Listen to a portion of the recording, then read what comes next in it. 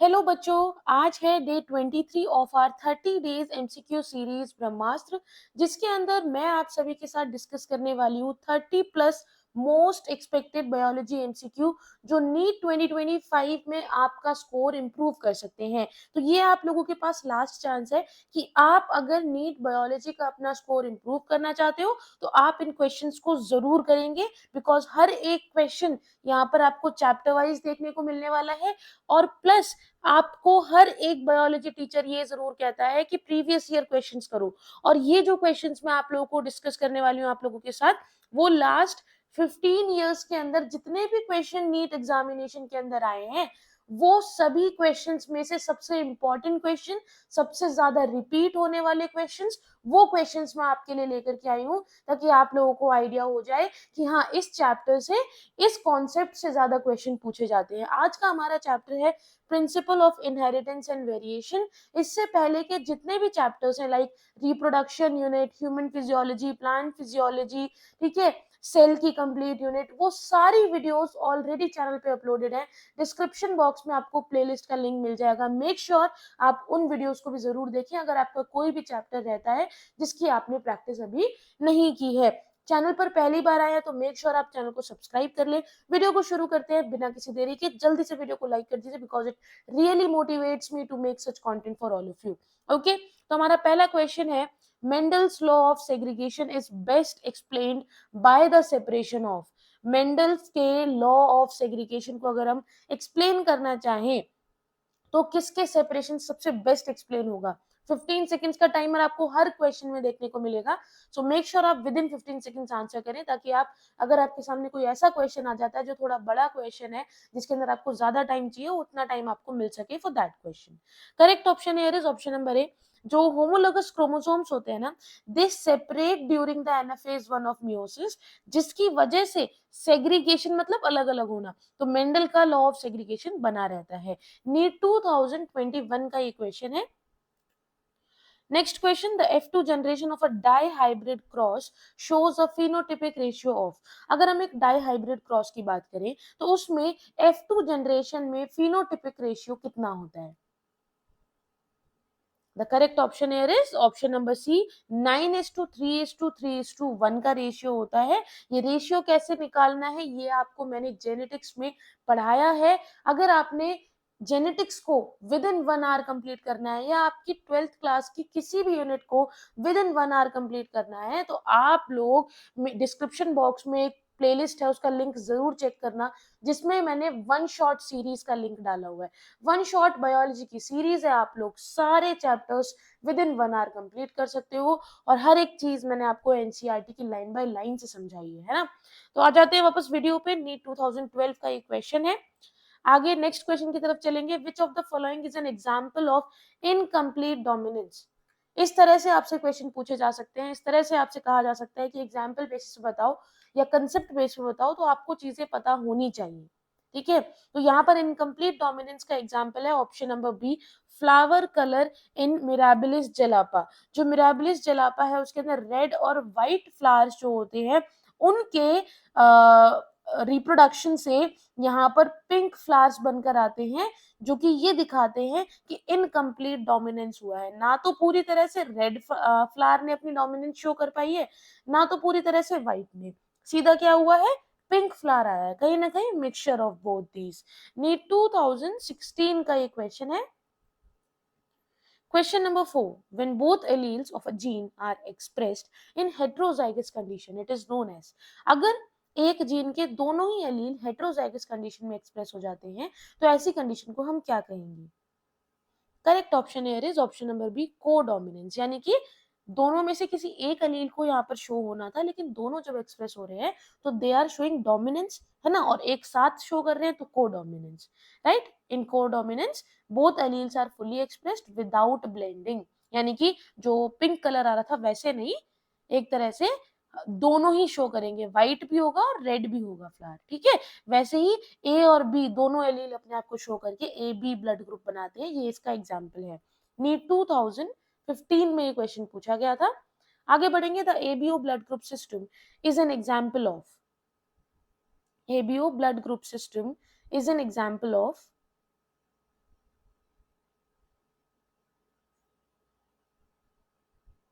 And the time is up. Correct option here is option number B, multiple allelism and codominance.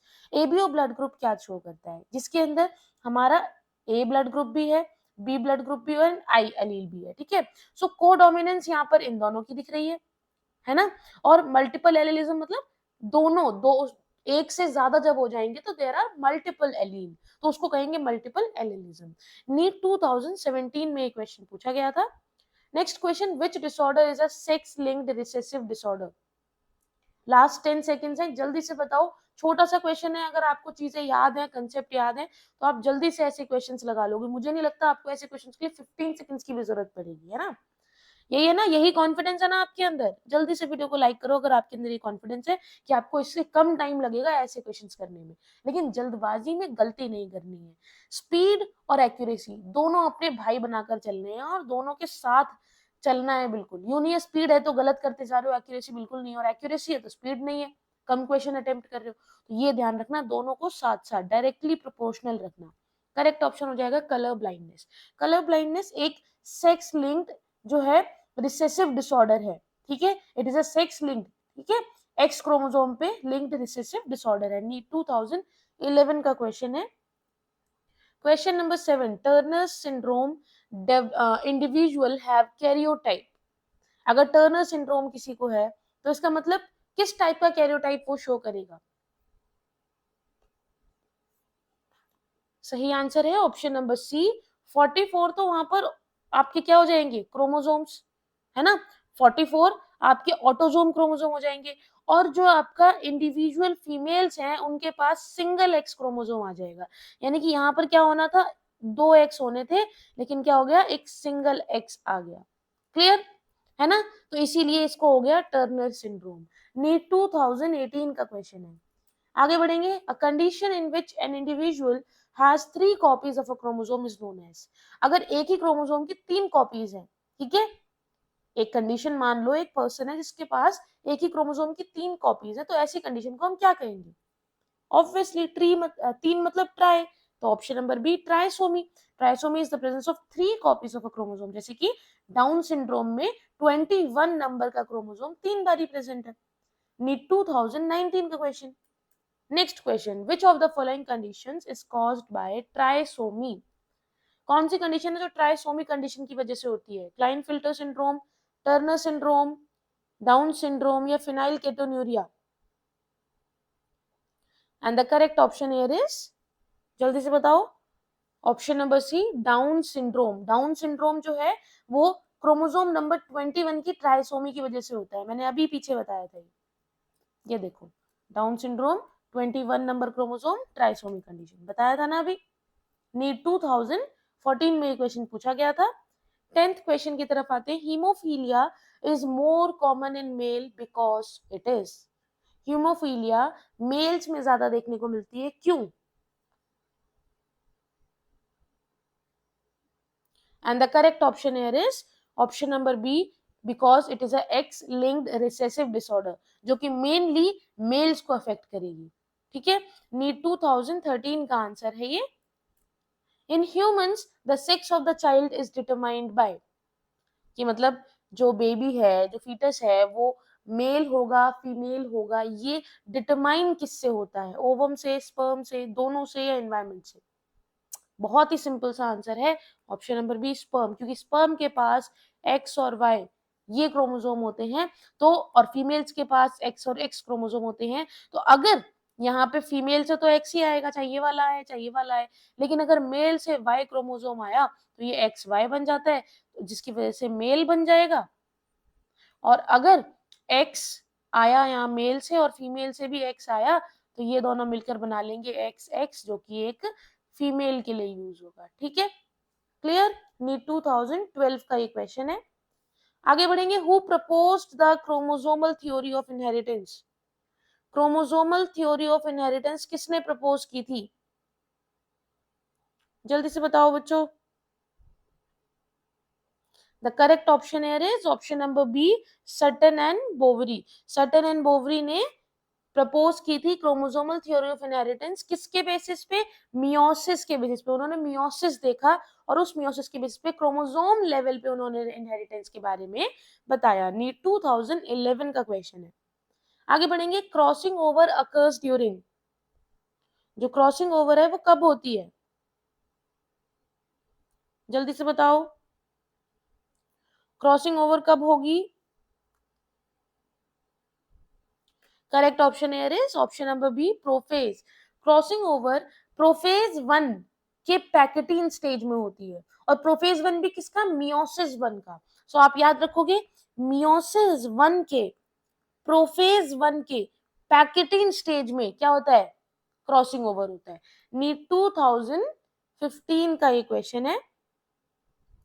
Next question, polygenic inheritance refers to, polygenic inheritance refers to,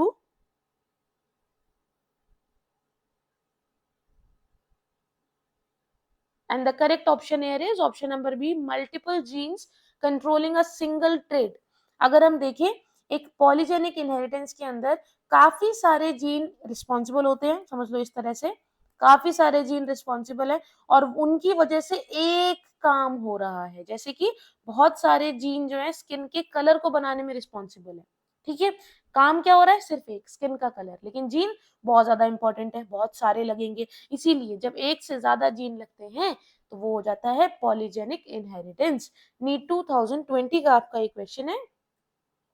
a child with blood group O can not have parents with, अगर एक child है, ठीक है, उसका blood group ओ आया है, अब आप मुझे बताओ कि उसके पेरेंट्स कौन नहीं होंगे? ऑप्शन नंबर डी, है ना, बिकॉज जो पेरेंट्स हैं जिनका ए बी ब्लड ग्रुप है और ओ ब्लड ग्रुप है, they can not produce a child with blood group O, ठीक है, समझ में आया? नीट 2017 का पेपर है ये आपका। Question number 16, multiple alleles are present in, multiple alleles किस में प्रेजेंट होते हैं?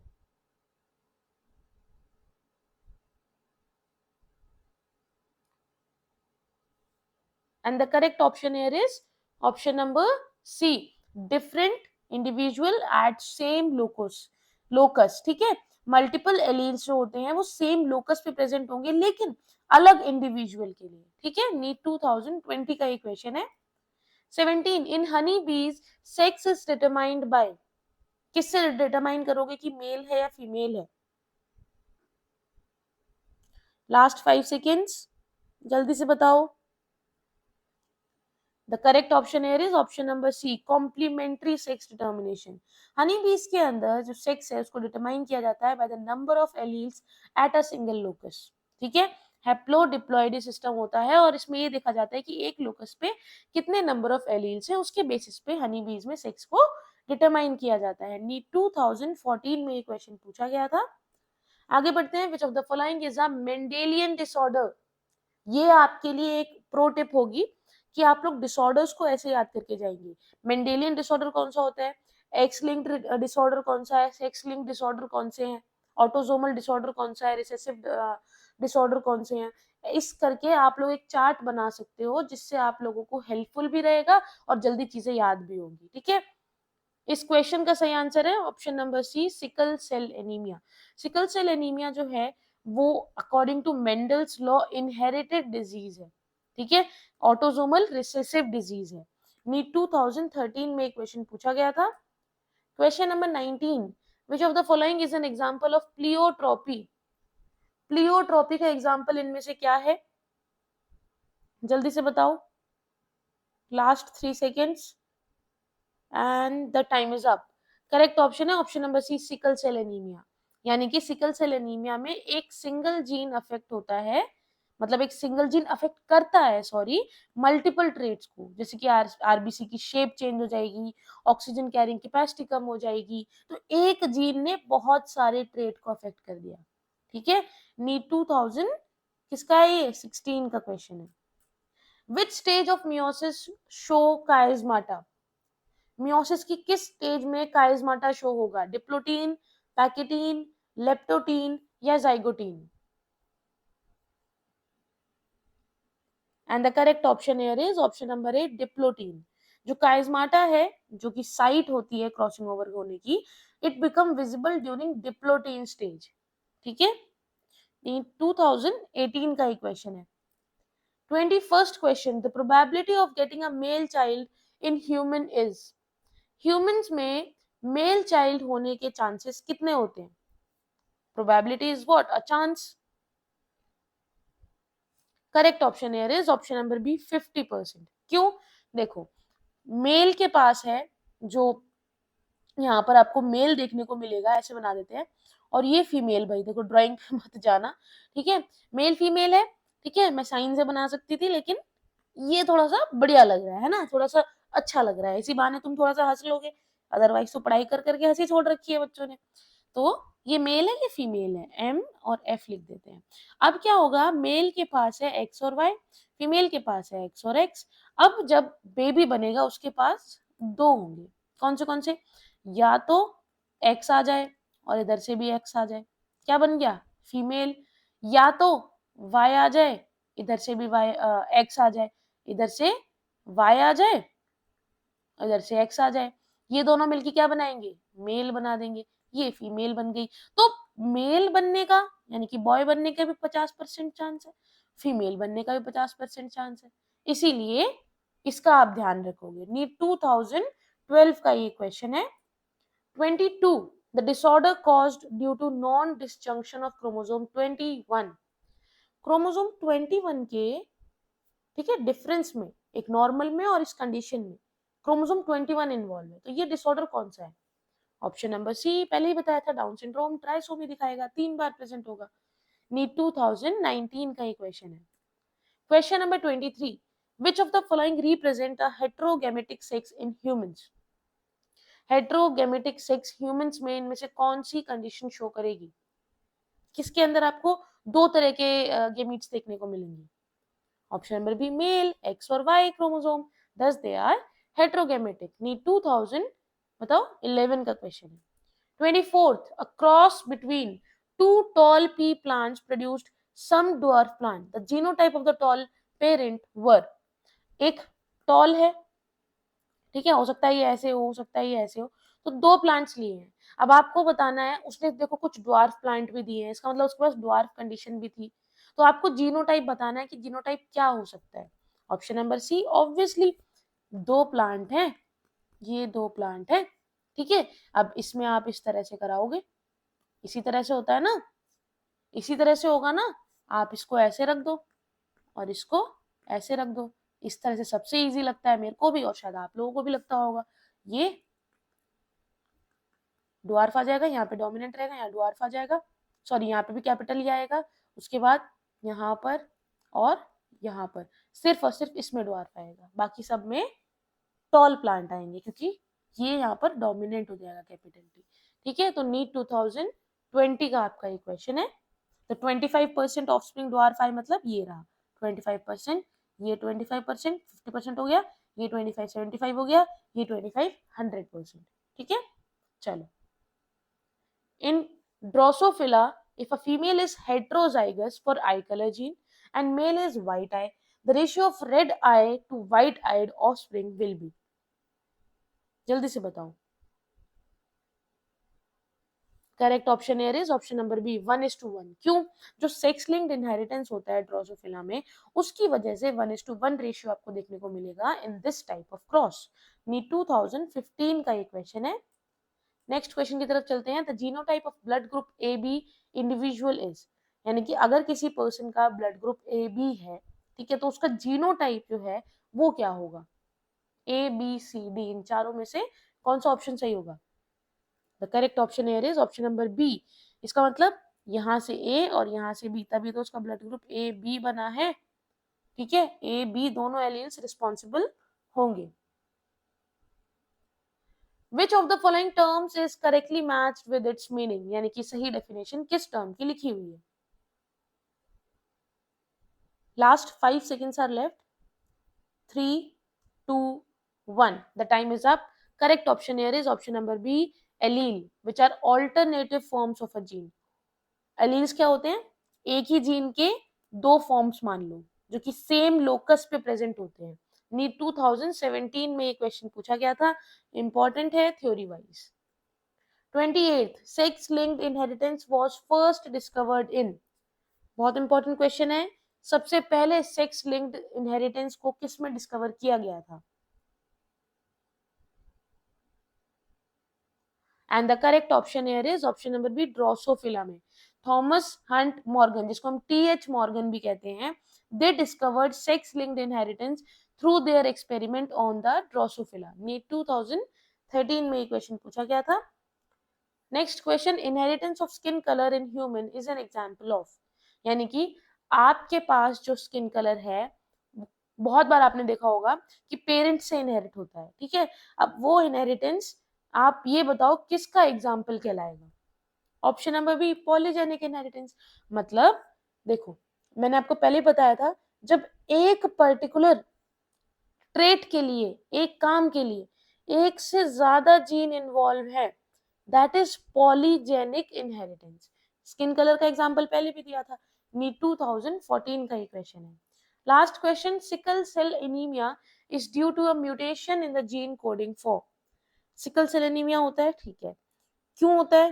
क्योंकि म्यूटेशन हो जाती है, ठीक है, किसमें? उस जीन में जो कि कोड कर रहा है किसके लिए? Option number B, haemoglobin beta chain के लिए। तो इसके अंदर क्या हो जाएगा? म्यूटेशन हो जाएगी, जिसकी वजह से सिकल सेल एनीमिया हो जाएगा। क्लियर? नीट 2019 का ये क्वेश्चन है। तो बच्चों, आई होप आप लोगों को ये क्वेश्चन समझ में आए होंगे। कोई भी डाउट है आप नीचे कमेंट सेक्शन में कमेंट करके पूछ सकते हो। कल मिलते हैं 8 बजे हमारे नेक्स्ट चैप्टर के लिए, जो कि होगा आपका molecular basis of inheritance. So channel को सब्सक्राइब कर लीजिए। All the best for your preparation. Have a good day. Bye bye.